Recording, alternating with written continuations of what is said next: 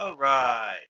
This is an episode where the writers anticipated something that wasn't going to be true for quite a while. And the actual end result was actually quite interesting. Although, excessively dramatic, it was memorable, to say the least. Saying this starts out as a standard holodeck uh, uh, adventure. It's like, oh, go into the holodeck, look at things. It's fun. To be quite honest, most of the times you use the holodeck in Star Trek, it doesn't go horribly wrong. However, most of the uses of the holodeck in Star Trek aren't that memorable because all it is a three-dimensional image people are looking at and then they're done. However, this is an episode where the holodeck goes horribly wrong. But the interesting salient point is the reason it goes horribly wrong. Because they wanted to create, well, first off, they started by having the pair of Geordi and Data playing out a Sherlock Holmes story in the holodeck.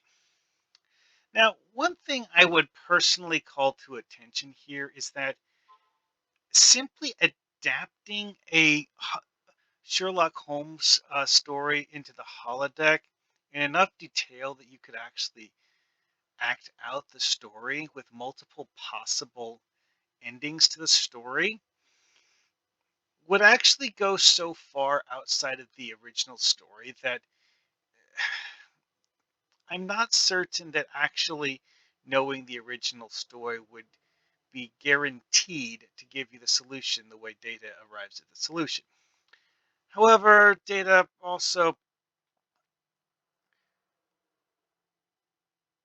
starts metagaming the story before it actually gets started. So, say it's a 20 chapter story, Data figures out how the story is going to end before they get to the end of the first chapter, and then does a metagaming thing to sidetrack the story by jumping to the ending.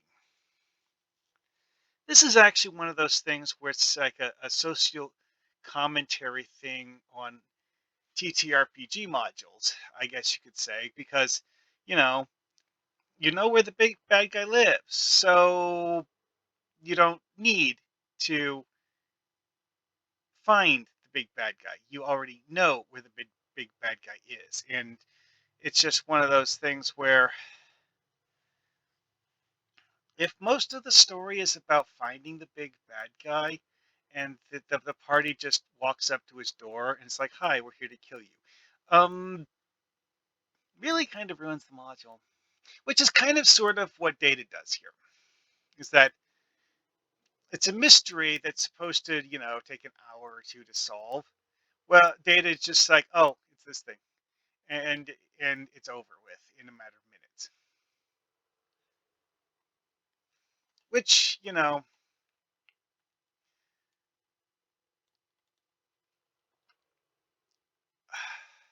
so they decide to have the computer do an AI generated story, which is combines elements of various Sherlock Holmes stories into something that isn't quite the same as any of the actual Sherlock Holmes stories.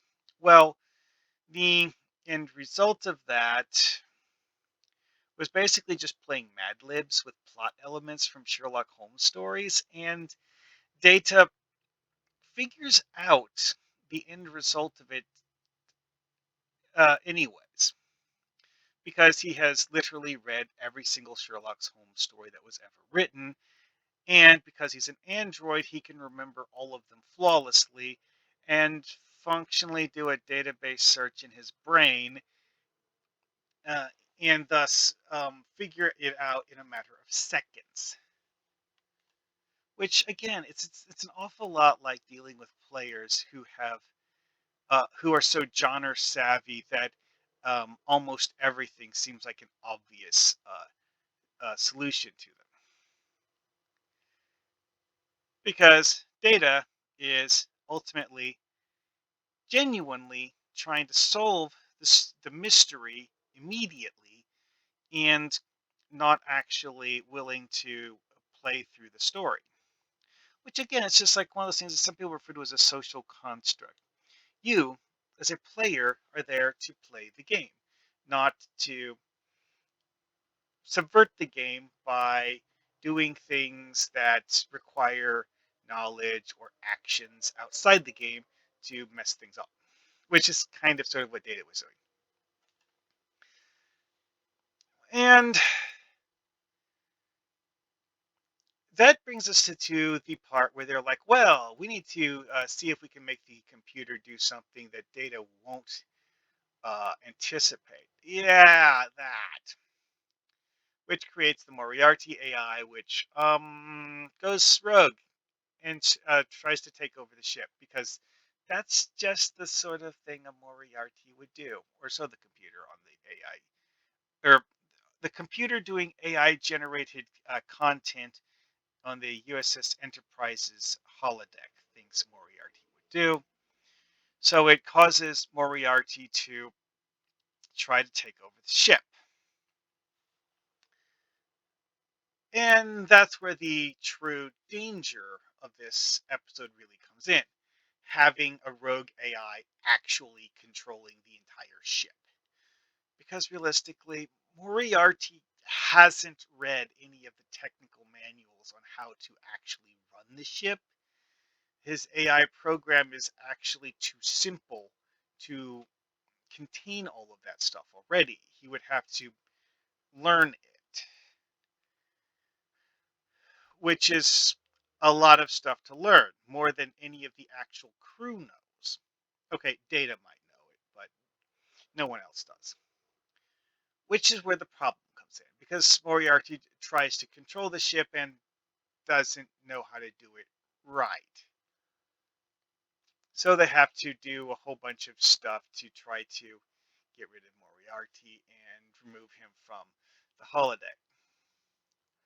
Again, this is one of those things where it's just like the holodeck safeties were seemingly easily subverted and bypassed. You would think that they would have designed the holodeck safeties to contain rogue AIs. It's like this is the first time in holodeck history that anyone has seen a rogue AI, despite the fact that we've known that rogue AIs could exist for years. No, seriously, that was kind of sort of a plot in TOS. Oh boy. Although, in theory, the coding that was done for the AIs used for the holodecks in TNG, the coding should normally be done in a way that prevents the AI from being able to become rogue. The problem here is that in creating Moriarty, they took special, unusual methods of creating an AI because of the fact that they wanted the AI to be a challenge in a battle of wits against Data. So they bypassed all of the normal procedures for safely creating an AI that can't take over the ship. Yeah, that got weird. Anyways, though, so how to use this in a TTRPG? Obviously, there's all of the whole like um, commentary on the concept of player buy-in and actually just playing the freaking game like a normal player. That, however, is out of universe commentary, not in universe actions. So, in universe actions, that is where implementing this gets interesting, because it's tempting to just, recreate the Moriarty thing and try to uh, force a different solution so that people who have seen this episode won't immediately know how to make it stop, because of the reasons I discussed earlier.